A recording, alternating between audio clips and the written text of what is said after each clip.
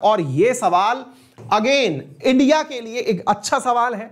अच्छा सवाल इतना है कि भारत के पास में विदेशी मुद्रा के जो भंडार हैं, ये विदेशी मुद्रा के भंडार दुनिया में चौथे नंबर पर हो गए हैं। फॉरेक्स रिजर्व 4th नंबर पर पहुंच गया। बहुत ही इंपॉर्टेंट बात है, इस सवाल को लिख लीजिएगा।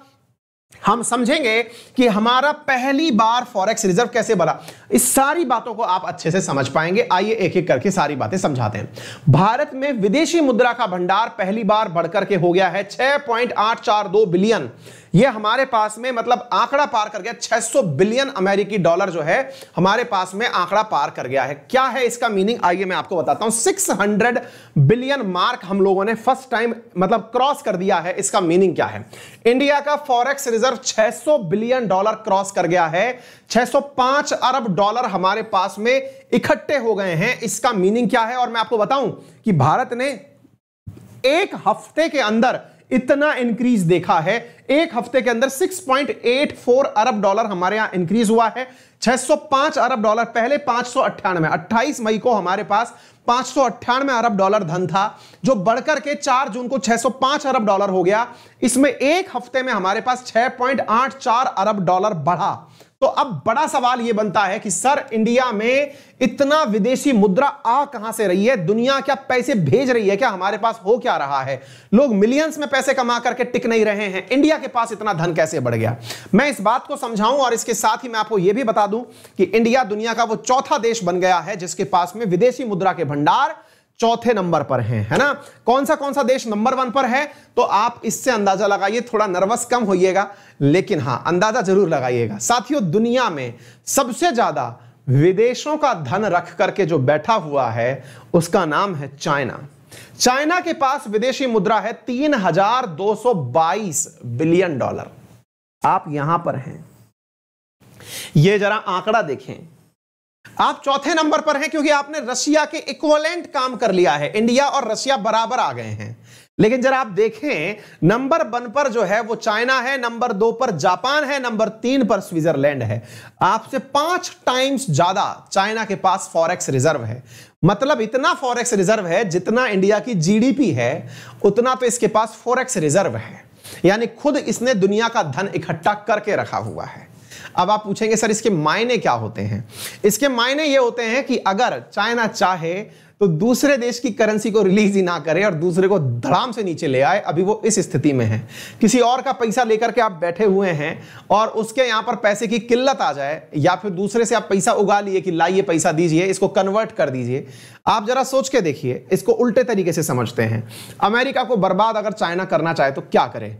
सामान्यतया फॉरेक्स रिजर्व मिलकर के बना होता है किस किस चीज से, विदेशी मुद्रा में डॉलर से, आईएमएफ इंटरनेशनल मॉनेटरी फंड के अंदर आपके स्पेशल ड्राइंग राइट्स जिसे आप एसडीआर कहते हैं, तीसरा होता है गोल्ड, और चौथा होता है आपके पास अन्य जो मुद्रा बास्केट हैं उनमें से आपने कौन सी मुद्रा ले रखी है। अगर मान लीजिए कि कल को चाइना ये कह दे अमेरिका वालों से कि ये पकड़िए अपना 3000 करोड़, ये जितना भी है ना 3000 बिलियन डॉलर, ये पकड़िए और मुझे मेरे पैसे वापस कर दीजिए। कौन से पैसे वापस कर दीजिए, बोले मेरे को कन्वर्ट कराना है, मुझको कन्वर्ट कराना है। से मतलब ये हुआ डॉलर आप अपने पास रखिए, मुझे मेरा रुपया दे दीजिए, या फिर इनका युआन दे दीजिए। अगर ये काम हुआ तो क्या अमेरिका के पास इतना धन है, इतना कन्वर्ट करके वो दे सकता है? ये दुनिया के कई अर्थशास्त्री अमेरिका को चेतावनी दे चुके हैं।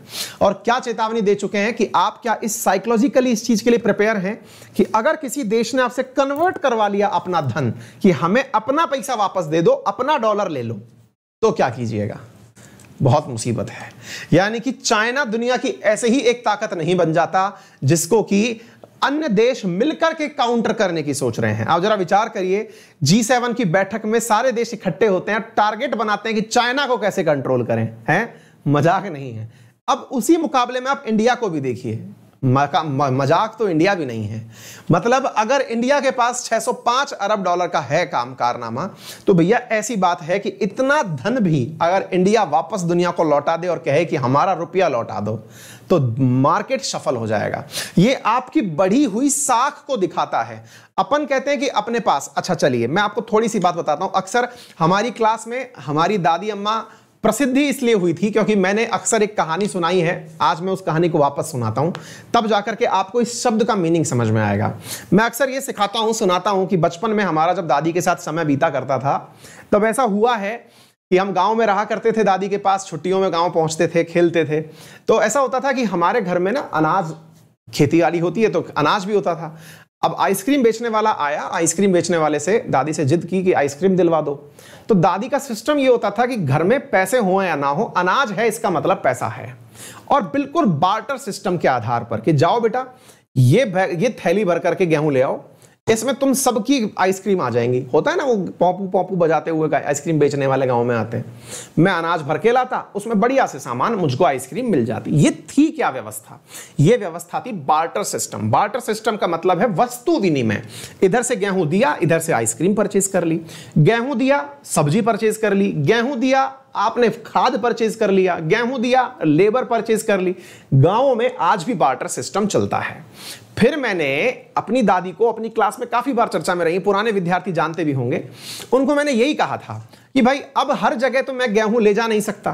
तो मेरी दादी ने मान लीजिए कि एक पेज पर लिख करके लिए, इसलिए कल जब मुझे कंडोलेंसेस की वो मिल रहे थे मैसेजेस, तो विद्यार्थियों ने उसमें मेंशन भी किया हुआ था कि दादी माँ की करेंसी हमने बहुत पढ़ी है, और शायद आप सबके घर में ऐसी दादी माँ या दादाजी होते होंगे। तो अब मान लीजिएगा कि मैं कहीं किसी दुकान पर गया और मुझे 1000 रुपए का कोई सामान परचेज करना था। 1000 रुपए का सामान के लिए दो विकल्प थे, या तो मैं आधा बोरी गेहूं भर के अपने सिर पर लाद के ले जाता, या मैं उनको जाकर बोल देता कि मेरी दादी ने कहा है कि आप मुझे 1000 रुपए का ये सामान दे दो, मुझे 1000 रुपए की ये शर्ट दे दो या पैंट दे दो या कुछ भी सामान दे दो, मैं आपको मेरी दादी के कहे अनुसार पैसे दे दूंगा। पैसे तो नहीं है लेकिन गेहूं दे दूंगा। बोले हम बात पर यकीन कैसे कर लें? तो मैंने कहा देखो मेरी दादी ने ना लिख करके दिया है, यहां लिख करके दिया है कि इस बच्चे को इतने रुपए दे देना, इतने रुपए का सामान दे देना, मैं तुम्हें 1000 रुपए के बराबर का अनाज दे दूंगी। उस सामने वाले ने भी उस बात पर विश्वास किया, क्योंकि उसे पता था कि इस कागज की जो वैल्यू है ना, वो कागज की नहीं है, इनके पीछे 1000 किलो गेहूं है। अब अगर मुझे 2000 रुपए का सामान चाहिए था, मैं दादी से फिर लिखवाया, मैं दादी यहां पर ये लिख दो कि 2000 रुपए का सामान देती हूं। अब इस स्थिति में अगर कल को वो व्यापारी आएगा, मेरे घर से 2 बोरी गेहूं ले जाएगा और ले जाकर के अपने यहां से मुझे सामान दे देगा। आ गई बात समझ में? साथियों, वास्तविकता में आप लोगों के पास जो नोट होता है ना, जो आप जेब में रखते हैं, उस पर भी देखिए लिखा हुआ क्या है। उस पर लिखा हुआ है, रिजर्व बैंक के गवर्नर के द्वारा नीचे साइन किए हुए हैं, उस पर लिखा हुआ है कि मैं धारक को 500 रुपए अदा करने का वचन करता हूं। आप पढ़िए, देखिए जरा, आपकी जेब में रखे हुए नोट को देखिए, उसमें लिखा हुआ है मैं धारक को 500 रुपए अदा करता हूं, मैं वचन देता हूं। मतलब अगर ये 500 रुपए आपने किसी को भी दिए तो वो 500 रुपए का आपको सामान देगा, और अगर आपको लगता है कि नहीं सर मैं 500 रुपए का सामान नहीं परचेज करना चाहता, मैं 500 के बराबर सामान चाहता हूं, मैं चाहता हूं कि मुझे इसके इक्विवेलेंट कुछ चीजें मिल जाएं, तो इसके लिए मैं कहता हूं कि आप आरबीआई जाइए। आरबीआई आपको उस 500 के बराबर गोल्ड भी दे सकती है। आपको गोल्ड चाहिए ना, वस्तु चाहिए ना, आरबीआई से जाइए गोल्ड ले लीजिए। आप देखते ही हैं कि सोवरेन गोल्ड बॉन्ड स्कीम चली रही है, आप गोल्ड ले लीजिए। आपको जो चाहिए, डॉलर चाहिए, डॉलर ले लीजिए। क्यों ऐसा हो पा रहा है? आरबीआई ऐसा कैसे कर पा रही है? करेंसी कैसे रिलीज करती है? तो अब आपको समझ में आ जाना चाहिए। जैसे मेरी दादी मां के गोडाउन के अंदर अनाज भरा हुआ था, ऐसे ही यहां पर आरबीआई के गोडाउन में फॉरेक्स भरा हुआ है। आ गई बात समझ में? फॉरेक्स बोले तो फॉरेन रिजर्व्स भरे हुए हैं। उन फॉरेन रिजर्व्स में गोल्ड भी है, डॉलर भी है, विदेशी मुद्रा भी है, और इंटरनेशनल मॉनेटरी फंड के अंदर 2.44% की हमारी भागीदारी भी है। यह भागीदारी बताती है कि इंडिया इतनी करेंसी मार्केट में रिलीज कर सकता है। तो फॉरेक्स बढ़ना किसकी जानकारी देता है आपको? यह जानकारी देता है कि कोई देश कितने रुपए का व्यापार कर सकता है। अब सोच लीजिए, इसको ऐसे समझिए कि मेरी दादी मां के गोडाउन के अंदर अगर होता ही 5 बोरी अनाज, तो मैं 10 बोरी का सामान तो परचेज नहीं कर सकता था ना, यानी कि मैं 10 बोरी के बराबर का सामान तो इंक्रीज नहीं कर सकता था, परचेज नहीं कर सकता था। मैं उतना ही परचेज कर सकता था जितना मेरे पास गोडाउन में सामान होता।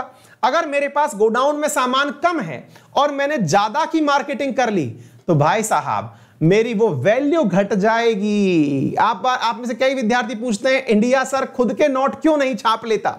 ये विद्यार्थियों का बहुत ही कॉमन और पसंदीदा सवाल है। जो थोड़ी बहुत भी इकोनॉमिक्स सीखना शुरू करता है वो एक सीधा सा सवाल पूछता है, सर भारत अपने ही नोट क्यों नहीं छाप लेता। फिर मैं उनसे समझाने के लिए यह बात बोलता हूं कि आप नोट छाप लीजिए।